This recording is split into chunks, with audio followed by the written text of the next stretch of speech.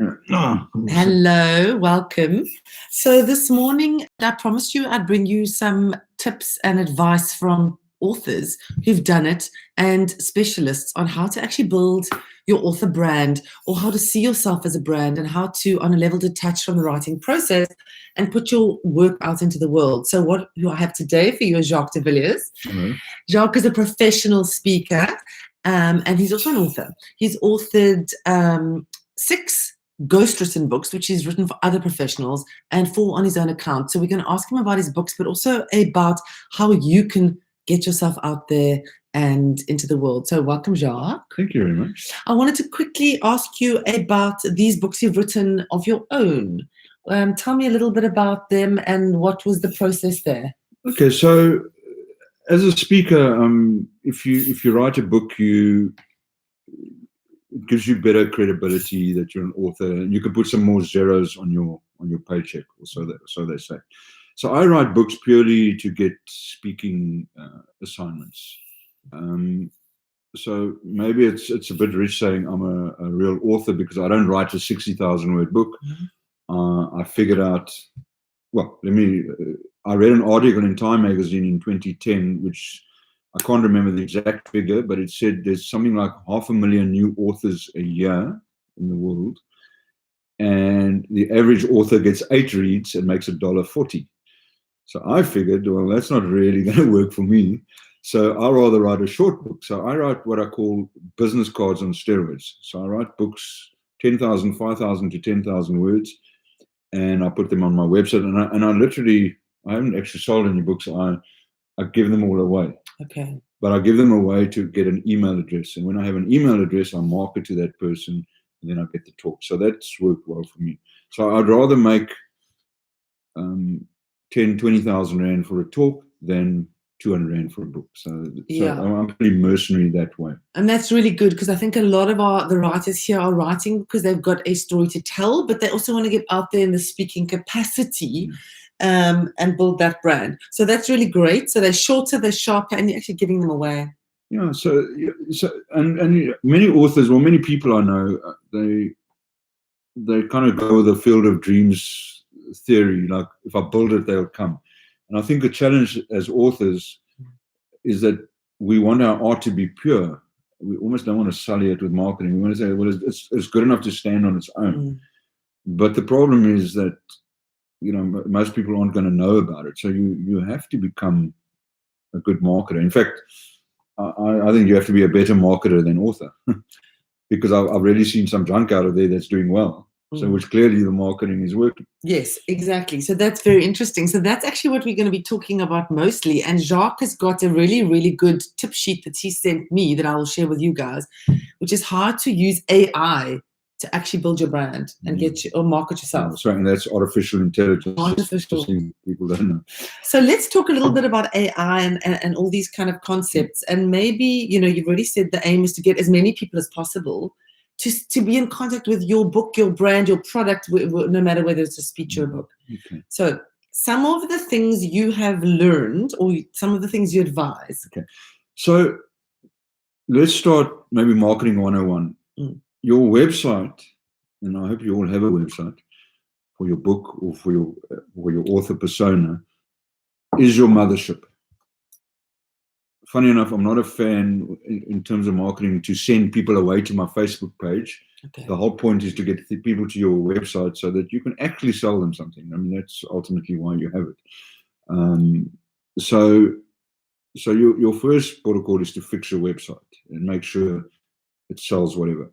And there's only 2 objectives of a website, in my view, is to sell something. Yeah, and first prize would be they come on your website, they see your book, and they click on a link and go to Amazon, or they buy it, or they go to the bookstore and buy it. So that would be first prize. Yeah. But if I can't get them to buy something, my second prize is always getting an email address so that I can market it to them at a later stage. Yes. So that's why I write these short books, and I give them away for free or an email address. And then, so my logic is that if they downloaded a book, let's say on sales, clearly they must be interested in sales, so that must be my target market. Yes. So then I email them, and then I sell them a sales course or a sales process or whatever the case. So that's the first piece. In terms of authors, and I'm sure you know this already, I mean, I'm probably preaching to the choir, but it's like when you send to a publisher, you don't send them the whole book. You normally send a synopsis and a rationale and maybe 2 or 3 chapters, so they can see what it's about, and hopefully they'll go with you. And maybe before you even write the book, is write a couple of chapters and actually just put them online, and then and the whole trick is to get email addresses. So when you're finally ready to launch, you already have a database of people.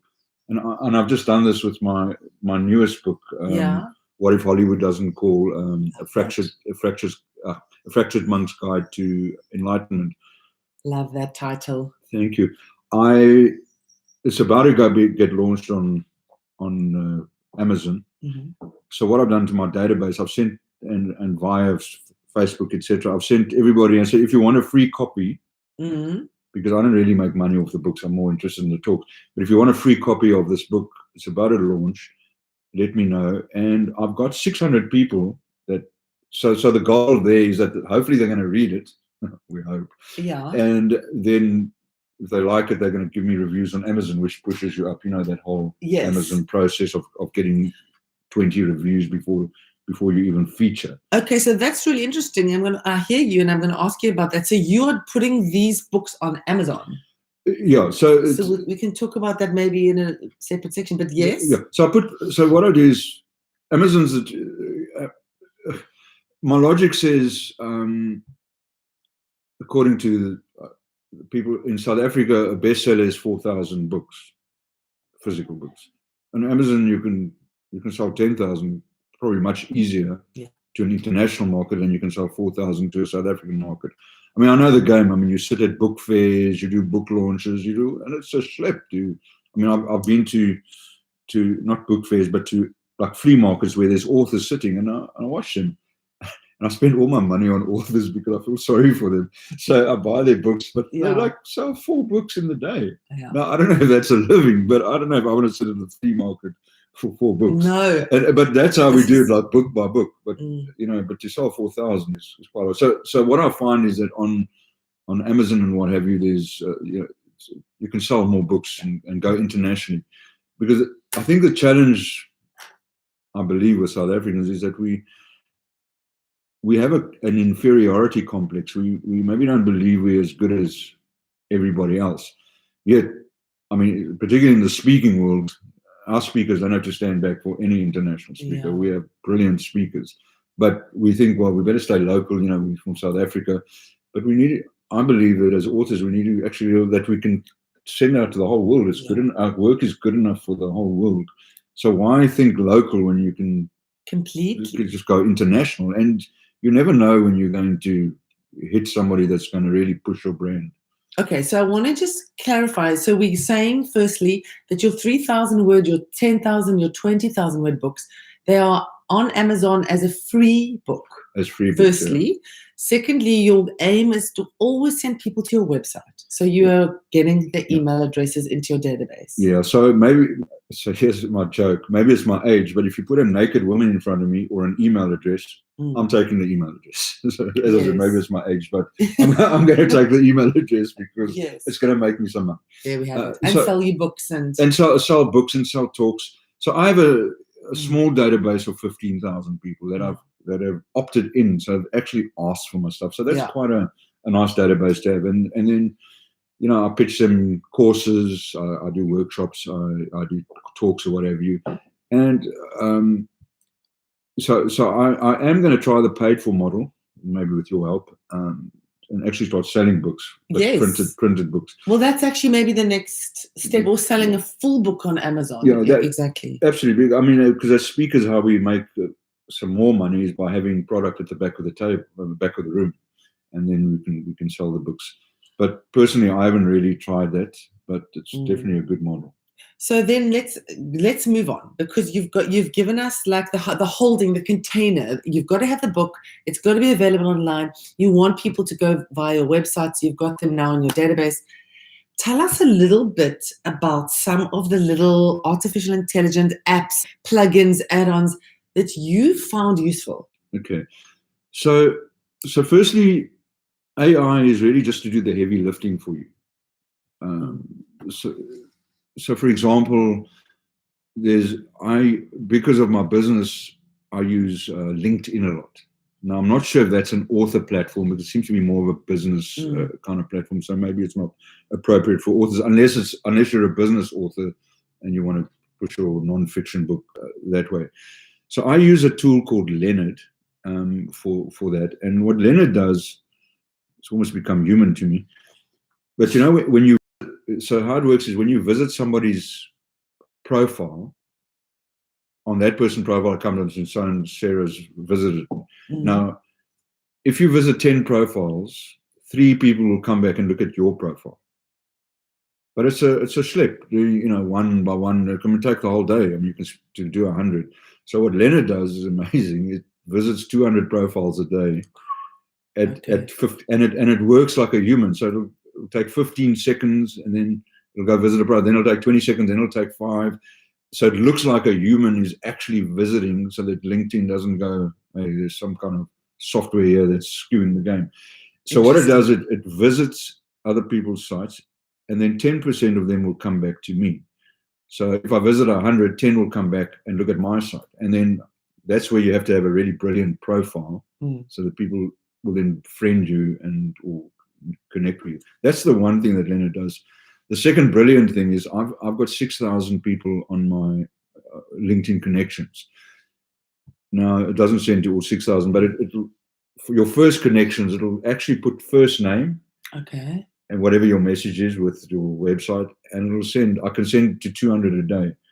But instead of doing it physically one by one, it sends to all those people. So for example, if I put a keyword in called sales managers and I want to sell a sales course, then I just put it in, on my base, I get 300 coming up. Okay.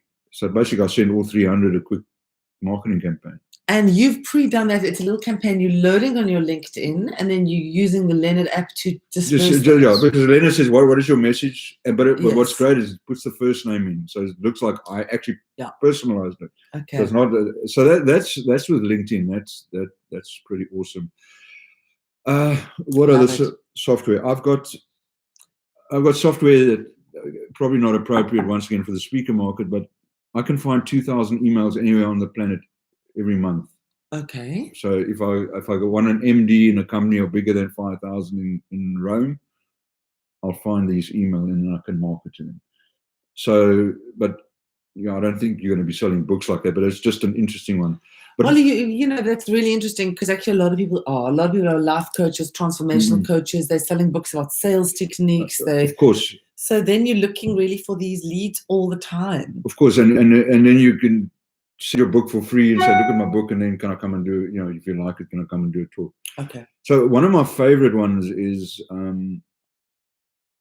it's hard to. So let me take a step back. On your website, the biggest success of your website is your content. So you need to be writing, and it should be easy for writers, at least 4 articles a month at 300 words about whatever your topic is, so that you can get content, so that you can get Google to push you up in the rankings. The only way Google pushes you up is by having relevant content that your audience is looking for. So we all know this, but it's a mission to write every day.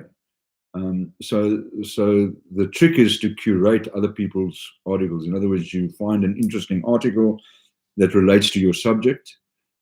So imagine if you were a romance writer and you'd find an article on 5 tips on writing romance stories. But now what we do is we normally send it to our Facebook, our Twitter, not Instagram, Facebook, Twitter, and maybe we put it on our website, and we put a link to the article, the original author. So now you go and you look at it, and very interesting, and thank you, Sarah, for sending me that article. You liked it. But the person that curated the article doesn't get any of the love back. Maybe brand love, but not any actual benefit. So I found an AI tool called PopLink. So what PopLink does, and it's probably www.poplink.co.za, Com. would be an international site. But just type in Poplink. So what it does, and you can try it for free. It is a paid-for tool, but you can try it for free. Yeah. So what it does is you put a piece of code in, and it's very simple. It takes you 2 minutes to do this thing, so don't get frightened about that. So when people click on your Facebook and they click on the link to the article opens up, and then on the right-hand side, your advert comes up, so people can click there and then go to your website. Excellent. So you can promote your latest book, whatever. So whilst they're reading it, thank you, Sarah, for that beautiful. There's another ad from Sarah. Let's go in and go see. Yes. So you drive more traffic, or you can actually advertise, get a free book. So now you get an email address is what you want. Okay. So ultimately. And is it interactive? Can they put in an email address, or does it usually take them then to your website? Well, no, it's got a couple of things. You can either put an email address there and get something, or you can go to the website and go to a landing page. And just on that, the biggest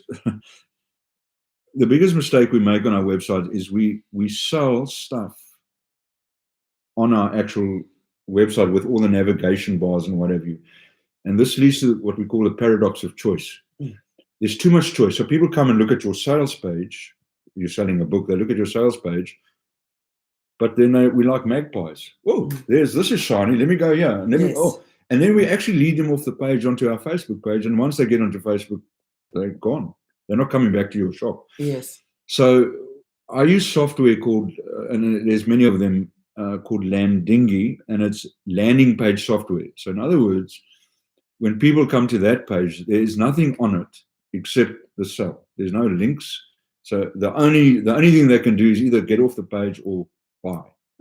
Yes. So it's called the Zeigarnik effect. People don't like unfinished business. So if you have click here, people want to go follow that path, but then you're distracted. So with landing pages with only like one message, there's no Zeigarnik effect. The loop is completed, and they can buy. I love that. Yeah. Yes, and I know that intuitively through years of experience, realizing that when they've given this bouquet, off they go. Yeah. And actually you want them to take one action.